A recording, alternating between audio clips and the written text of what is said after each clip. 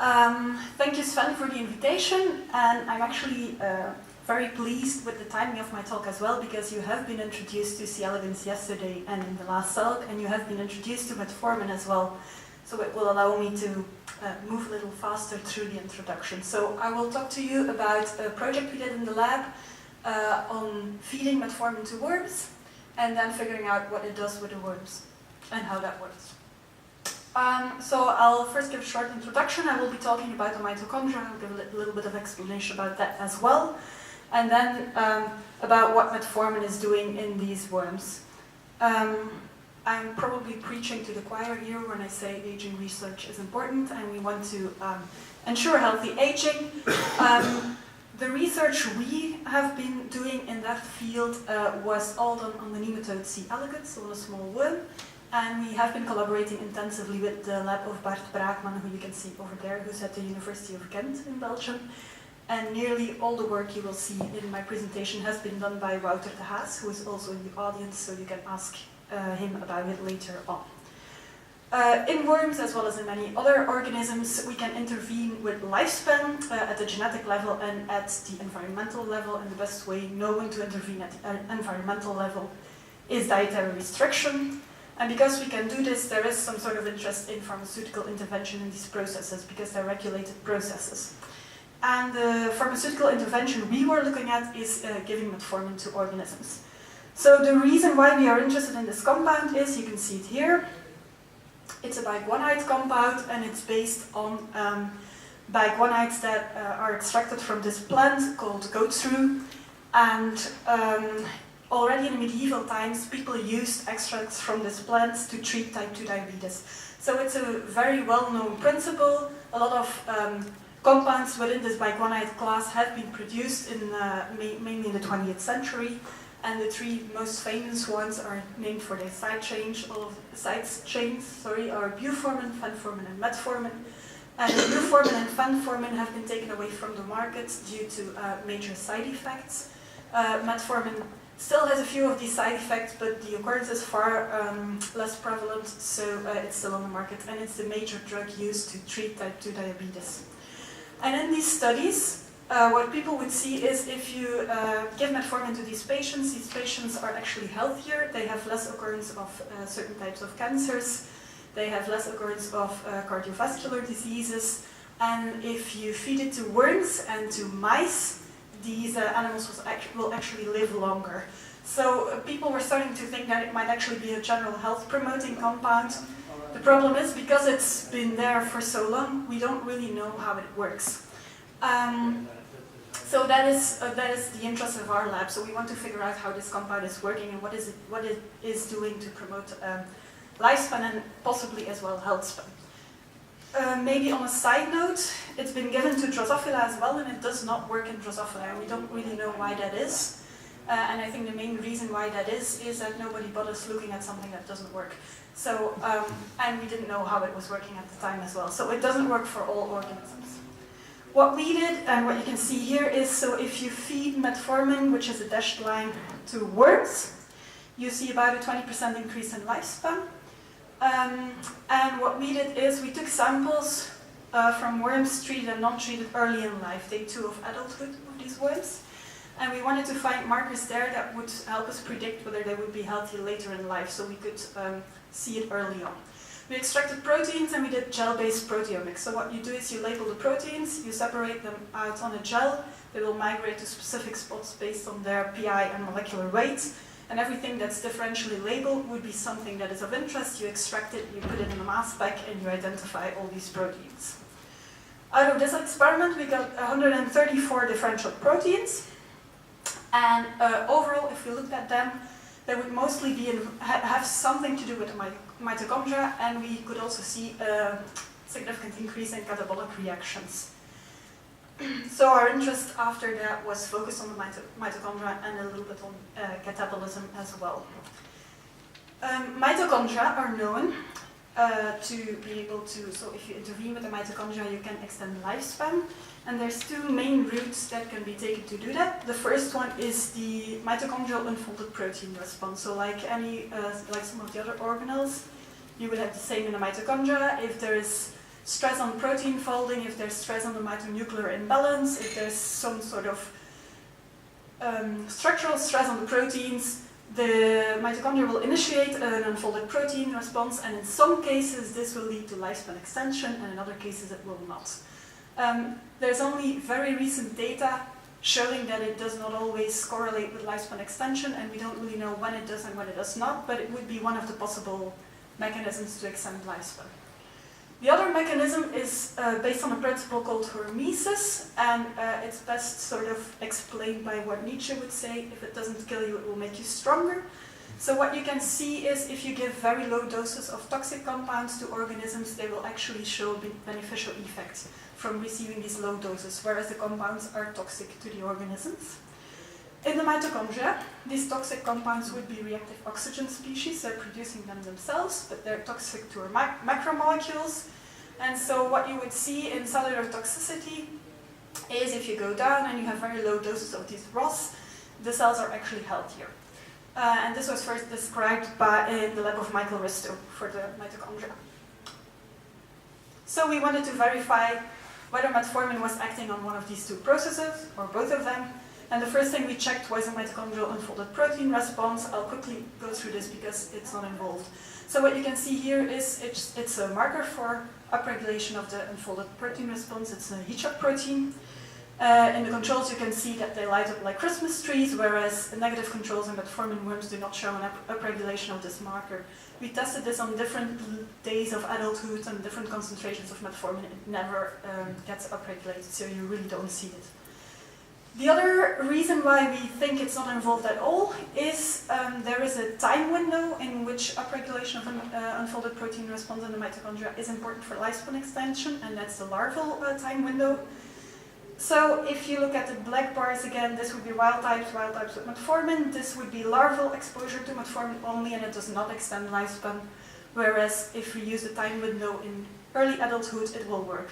So the worms do not need to be exposed to metformin throughout their entire lives. There's a small window through young adulthood that would be sufficient for them to actually have this lifespan extending effect.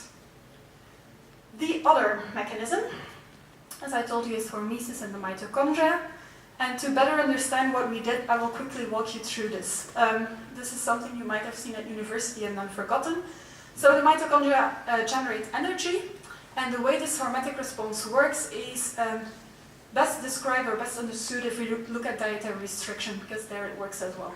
So in dietary restriction, there are low energy levels in the cells. This is sensed by an energy sensor, AMP kinase. AMP kinase will notice if AMP levels are high and ATP levels are low, and what it will do is it will activate catabolism. That would be the fire alarm. So we should leave? No, I think it was a test or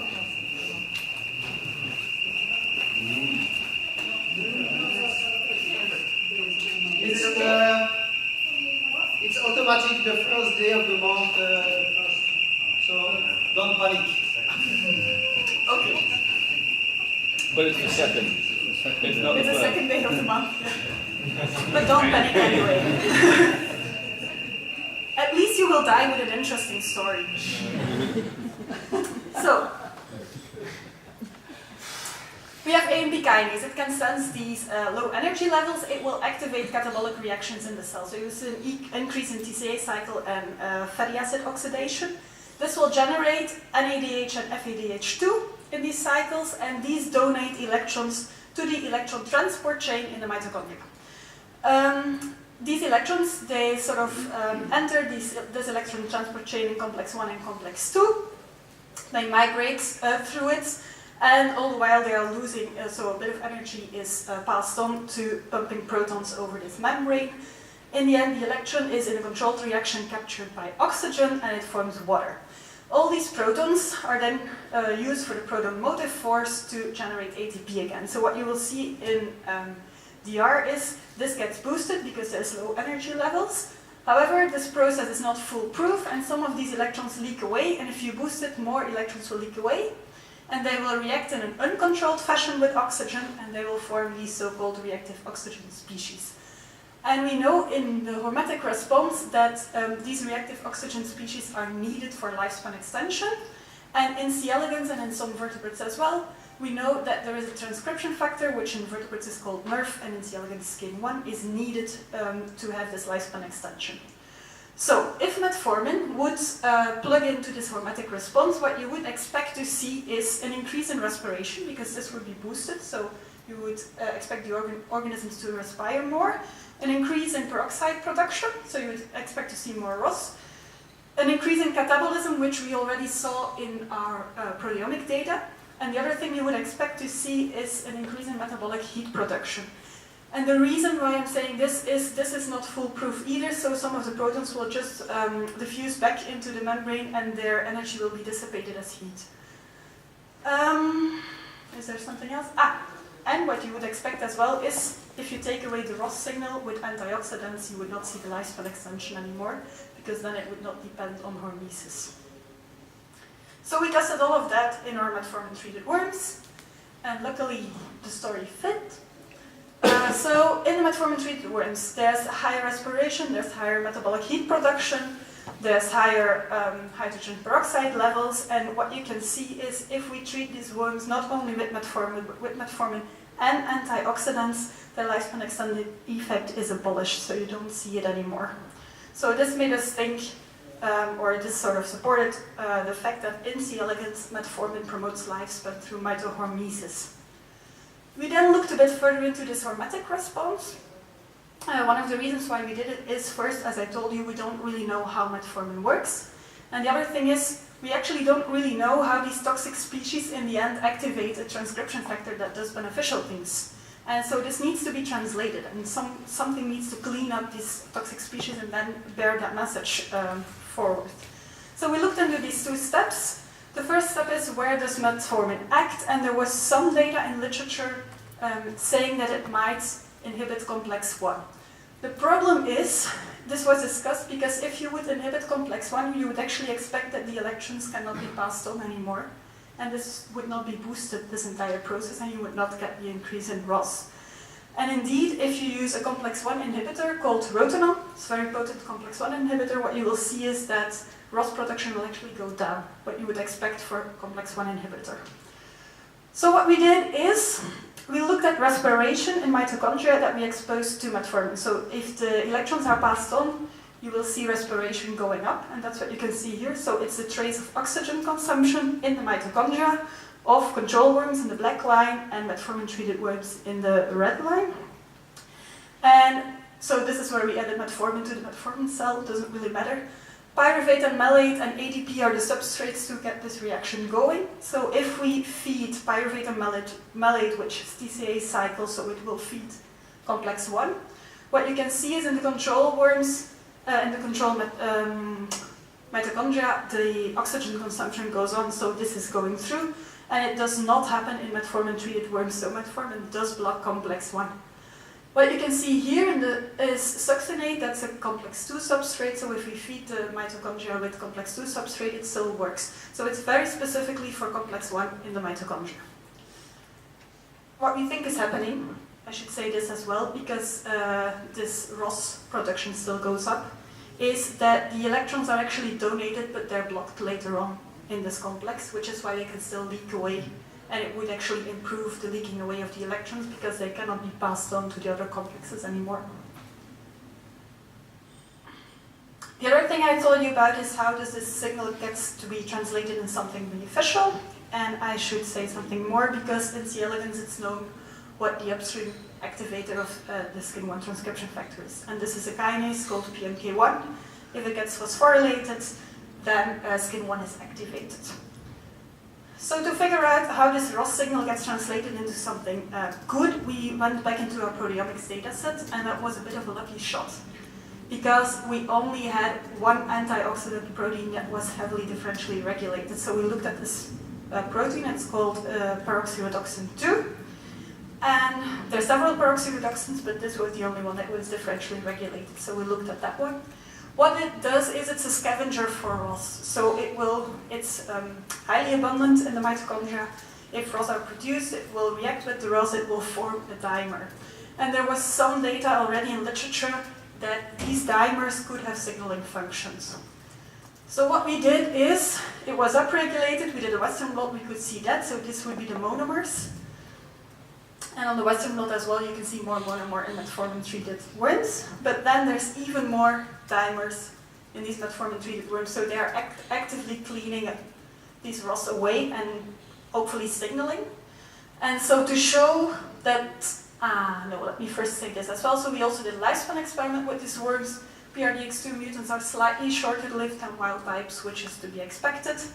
But if you give them metformin, the strain really collapses. They don't look good, they die very fast, and we think that is because of this hermetic response. Metformin is not beneficial to worms. It works via hormesis. And if you give it to them and they cannot react anymore, they will just have the toxic effect and they will die. Then the other thing is we wanted to close the gap and figure out whether PRDX2 is indeed the molecule that's also carrying the signal. And what we did is we tested phosphorylation of PMK1 in these mutants. So in wild types, if you give metformin to these worms, this will get phosphorylated and the longevity effect will start. In the PRDX2 background, you do not see that anymore, so there's no activation of PMK1. Do I still have 1 minute more time to explain this? The only reason why I'm saying this is because I put healthy aging in my title and I've been talking about lifespan for now. So we also looked at these worms in more detail, and the reason why we did it is any C. elegans person looking at these worms will tell you easily that they look incredibly healthy. They look good, they maintain their volume, so like humans, we shrink when we become older, the worms will shrivel up a bit, and you do not see it in metformin-treated worms. So this would be worm volume over days of adulthood. These are the wild types, and so we didn't look further, we should have, but you will see it go down in older worms. And the metformin-treated worms are far more resistant, so they look healthily. And if you look under the electron microscope, you will also see this is their skin, so their cuticle, that it gets stirred up in older worms, whereas the metformin-treated worms, they maintain a very integral cuticle. And in worms, the cuticle is extremely important in their health, so this is probably why they look healthy as well. So to end, you can read all of this, so all these people contributed to this work. It was not only Wouter and me. This is a model we propose. We think these peroxide reductants are important for metformin's mode of action. They're conserved in humans, so we're really waiting for someone to replicate this, at least in a vertebrate species. There's some data out there on metformin treatment that looks promising, so I hope someone will really pick this up and look at this in vertebrates. And I just want to thank Wouter for doing nearly all of the work, Bart and Lilian, in whose labs all of this was done, and then a lot of people from this lab as well. If you have any questions, you can always send me an email or talk to me later on. And all this work was funded by our own government's grant. Thank you. Are there questions? No questions? I'll ask a quick question, more of a reminder. What's the lifespan effect of metformin on mice? I think it's quite modest, right? 4%? You know this as well. Well, it varies between like 5% and 20%. So there are multiple studies. Well, They are that's in the mice cancer and rats. mice. The 20% would be Yes, like yes, they are. cancer. Yes. I mean normal mice. The normal, the black 6, I think they are like around 6%. That was in Nature Communications paper, that was around 6%. Maybe a small remark on that as well. So this would be the direct effect of metformin. Metformin also has an impressively important effect on microbiotics. So depending on what would live in the intestines of these mice, the effect would change. It's the same for worms, it's the same for humans probably as well, because not all diabetic patients are sensitive to metformin, and you will see differences there as well. And then the other thing as well that people have not really looked into yet, and that we sort of want to move into as well, is it has quite special metal binding properties, and it probably does something in the ER with the metals and the redox state of the cells as well. But it's relatively new, and it's something people need to go into. So there's all these diverse things, and this is one of the ways it is working. And the total effect would probably be a combination of all of these pleiotropic effects.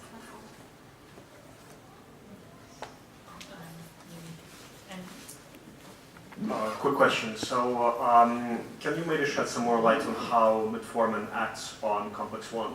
So, are there any specific mechanisms? We don't know. This would be something that we would need to look into. We don't know by which mechanism it acts on complex 1. That would need further study. Not all studies also show that complex 1 is inhibited, and also interesting is that the other, so metformin and metformin, if you feed them to mice, you see increases in blood lactate levels, and if you do it with metformin, you see almost nothing. Yes, but then you see it in some patients as well, so yeah.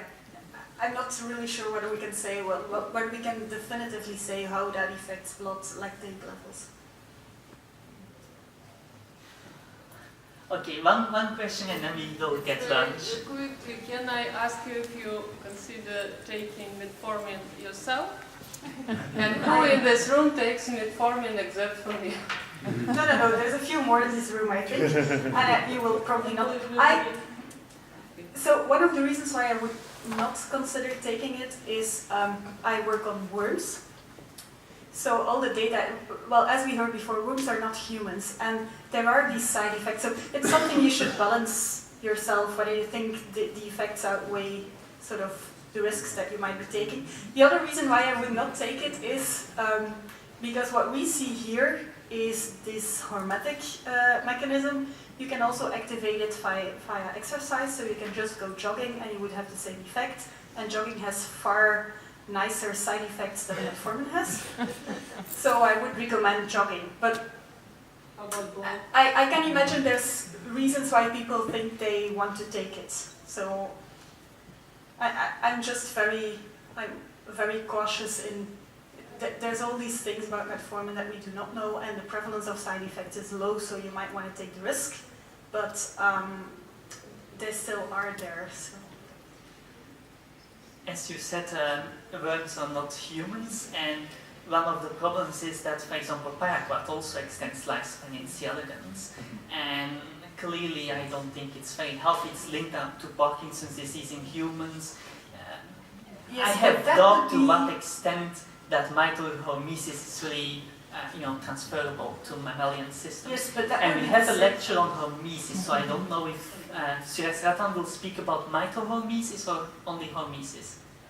Only general hormones. Okay.